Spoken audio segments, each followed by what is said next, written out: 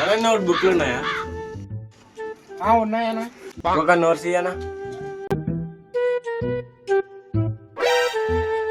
అన్న? దీంట్లో ఎన్ని పేజీలు ఉంటాయన్నా?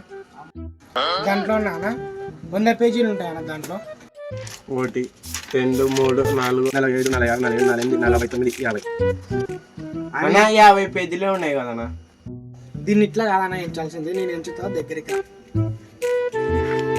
1 2 3 4 5 6 7 8 99 100.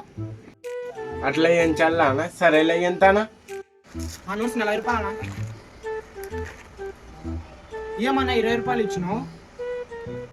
అట్లా కాదన్న, లెక్క పెట్టేది నేను చూపిస్తా.